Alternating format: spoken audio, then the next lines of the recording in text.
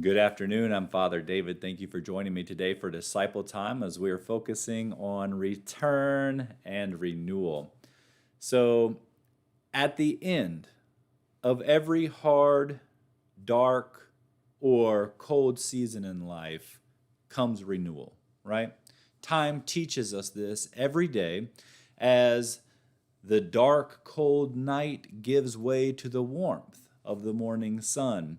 And nature teaches us this every year as we move through the seasons from long, cold, hard winters once again to return to the renewal of spring where the earth is replenished through rebirth and we see the blooms and the flowers. The Bible also teaches us about return and renewal through the nation of Israel.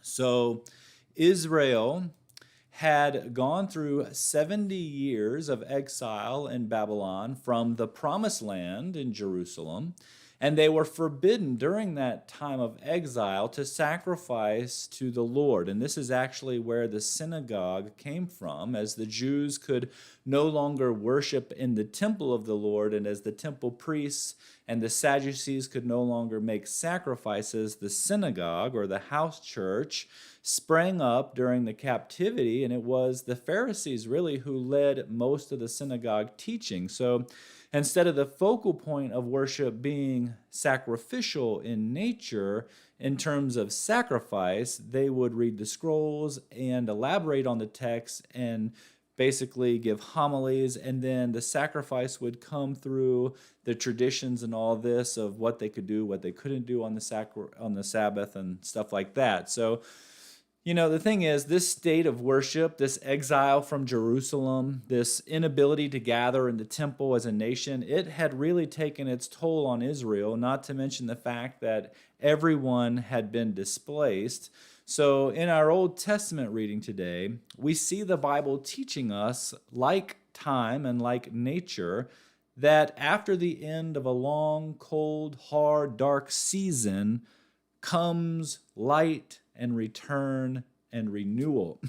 And in our reading from the Old Testament today, we actually see King Darius issuing an order to the officials of west of the Euphrates. In Ezra 6:7, King Darius says this: "Let the governor and the elders of the Jews continue the work on that house of God.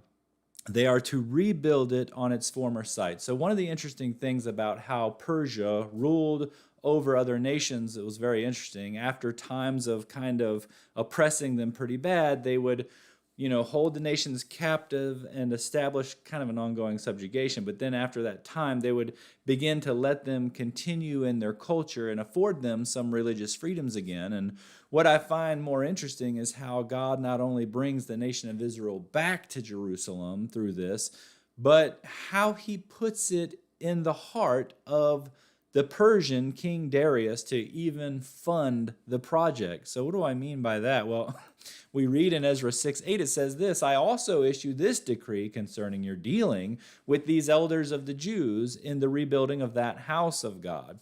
Let these men be repaid for their expenses in full and without delay from the royal revenue deriving from the taxes of west of Euphrates, so that the work not be interrupted." Now, if that was not enough, we also see how this return and renewals, it's not just allowed and funded. We also see God moving in the Persian king's heart to even support the worship of God in the temple. So we read in Ezra 8:9, and this is not in the readings for today, but I want to share this with you because this is actually an important piece of this story. It says this: "Whatever else is required, young bulls, rams, and lambs for burnt offerings to the God of heaven, wheat, salt, wine, and oil, according to the requirements of the priests who are in Jerusalem, let that be delivered to them day by day without fail." So not only does Israel see the end of a very long, dark season of exile, they see a full return and renewal of their worship as they return to the promised land, as God moves in the heart of the king of Persia to not only fund the complete rebuilding of the temple from the royal treasuries, but also to supply everything they needed to make a pleasing sacrifice to God once the temple was complete. And it was a beautiful temple. So what about our lives? Where do we see an application for this, right? I think we got to ask the question, what in our lives seems to be that never-ending, hard, dark, or cold season that we're going through? I want you to just take a minute. Maybe you're not going through one. Maybe you're experiencing rebirth and renewal right now. But if you are in the middle of a hard season in life, and it's been dark and cold, maybe lonely, whatever the case may be, we got to ask the question, are we open to the truth that we see revealed in time as the sun comes up every day, the truth we see in nature as the season after a long cold winter where everything kind of dies, brings everything back to life, and in the Bible where we see this return and renewal, right? If so, let's pause for a minute and kind of allow that hope to stir us, right? Allow that hope to stir us, because at the end of every dark, hard season, there is renewal. There is a return.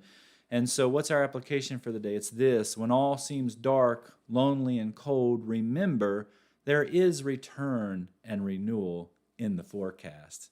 Isn't that a great forecast? Return and renewal. So where do you need return and renewal in your life? Where do you need the light to shine in?